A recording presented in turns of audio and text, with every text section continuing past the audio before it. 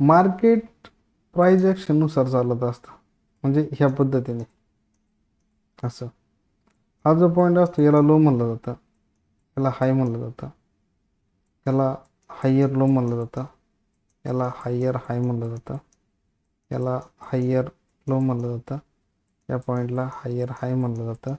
पुन्हा मार्केट खाली आलं तर याला हायर लो म्हणलं जातं. बरं, त्याच्या विरुद्ध वरून मार्केट खाली येत असतं असं.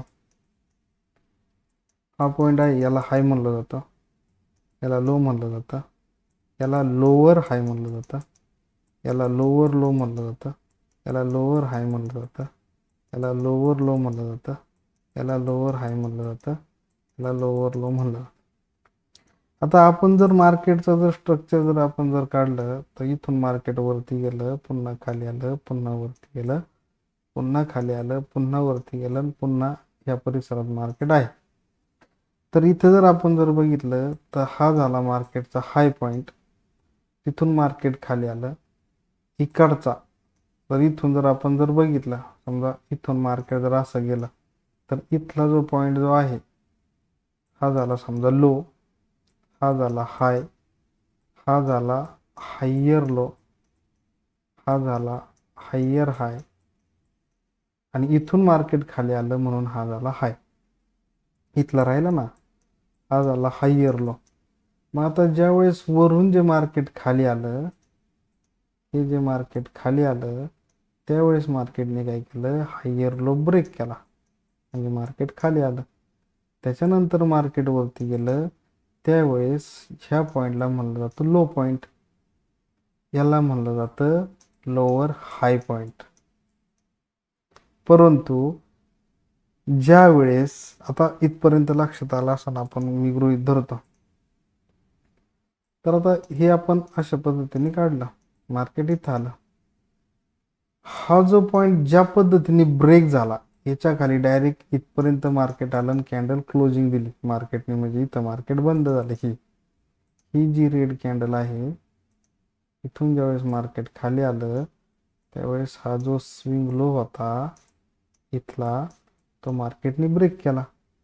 पुन्हा मार्केट वरती गेलं, पुन्हा खाली आलं, तर हा स्विंग लो ब्रेक झालाय का आपल्याला ते पाहणं गरजेचं आहे. मग थोडं आपण झूम करू. झूम केल्यानंतर आपण जर असं मार्केटचं स्ट्रक्चर जर काढलं, हे पॉईंट घ्या, कोणता पॉईंट घेतला, एकदम खाली आलं, याच्या खाली ही जी रेड कॅन्डल आहे तिची क्लोजिंग आहे मान्य, परंतु याच्या शेजारी जी ग्रीन कॅन्डल आत्ता चालू आहे तिला एक दिवस बाकी आहे कंप्लीट होण्यासाठी. आपण आत्ता हे एक आठवड्याच्या टाइम फ्रेमवरती, एक आठवड्याची टाइम फ्रेमवरती जर आजच्या आठवड्याची म्हणजे चालू आठवड्याची उद्यापर्यंत जर ही कॅन्डल, जर हा जो लो पॉईंट आहे किंवा हा जो लो पॉईंट आहे, हा लो आणि हा लो आणि हा लो हा एकच आहे, जर उद्या जर मार्केट ह्या लोच्या वरती जर क्लोज झालं तर पुढील काही दिवस मार्केट एक आठवड्यावरती साइडवेज होण्याची शक्यता आहे. याच्यावरती क्लोज झालं तर, याच्या खाली जर क्लोज झाली तर मार्केटचा डाऊन ट्रेंड आहे हा कंटिन्यू राहणार आहे. परंतु आपण ट्रेड कुठं घ्यायचा ते आपण पुढच्या व्हिडिओमध्ये पाहू, पुढच्या काही मिनिटात बघू. तर इथं फक्त एकच लक्षात ठेवायचं, जर मार्केट हा पॉईंट असो किंवा हा पॉईंट असो याच्यावरती उद्या जर मार्केटने जर क्लोजिंग जर दिली, म्हणजे इथून जर बघितलं आपण, जर 500 पॉईंट 550 पॉईंट जर मार्केट जर इथं जर आलं त्या परिसरात, तर मार्केट खाली जाण्याची शक्यता कमी आहे, म्हणजे मार्केट साइडवेज होऊ शकतं पुढच्या काही महिन्यासाठी, काही आठवड्यांसाठी. मग त्याचा साइडवेजचा एरिया जो असेल तो असेल असा, ह्या परिसरातच काही आठवडे मार्केट राहणार. एवढंच, असं जाईन, खाली येईन, वर जाईन, परत खाली, परत वर, या पद्धतीत मार्केट चालू शकतं. पण त्या परिसरामध्ये इथून इथून या परिसरामध्ये मार्केट त्याचा तो बॉक्स तयार करल, असं इथं जाईल, इथं येईल, पुन्हा वर जाईल, पुन्हा खाली येईल, पुन्हा वर जाईल, पुन्हा खाली येईल. या परिसरातच मार्केट साईडवेज राहणार. मग आपण काय करायचं? मग आपण काय नाही काय करायचं, आपण मार्केटच्या पद्धतीने इथं गेलं का पुट टाकायचा, इथपर्यंत थांबायचं, इथं गेलं का बाय करायचं, वर जायचं, इथं गेलं का पुट टाकायचा, इथं गेलं तर बाय करायचं. अशी परिस्थिती होऊ शकते. म्हणजे मार्केटनी जर ह्या परिसराच्या वर हा पॉईंट असो किंवा हा पॉईंट असो, याच्यावरती जर मार्केटनी क्लोजिंग दिली तर, म्हणजे ह्या परिसरात कुठं क्लोजिंग दिली तर बघू मार्केट काय करतंय ते. आणि जर मार्केट ह्याच्या खालीच जर राहिलं, ह्या पॉईंटच्या खाली उद्याच्या दिवस, तर मार्केटचा हा डाऊन ट्रेंड आहे.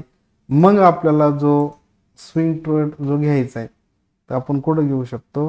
तर इथून जर पाहिलं तर ह्या परिसरातून अशी एक ट्रेंड लाईन तयार होती, त्याला तर रेजिस्टन्स म्हटलं जातं. आणि एक दिवसावरून जर आपण जर पाहिलं तर हा जो परिसर आहे, इथं जी बेरिश कॅन्डल जी तयार झालेली आहे, ह्या परिसरात मार्केट जोपर्यंत येत नाही तोपर्यंत आपण पुट घेणार नाही, हे फिक्स. मार्केट इथले बाहेर काढणार, इथं जे बसलेले त्यांना बाहेर काढणार.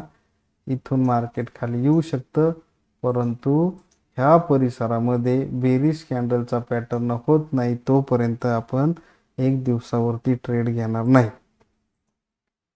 आणि ह्या पद्धतीने बघितलं तर मार्केट जे आहे आता जे चालू आहे, तर मार्केटचा हा ट्रेंड आपल्याला दिसून येतो. परंतु उद्या म्हणजे शुक्रवारी, उद्या तारीख आहे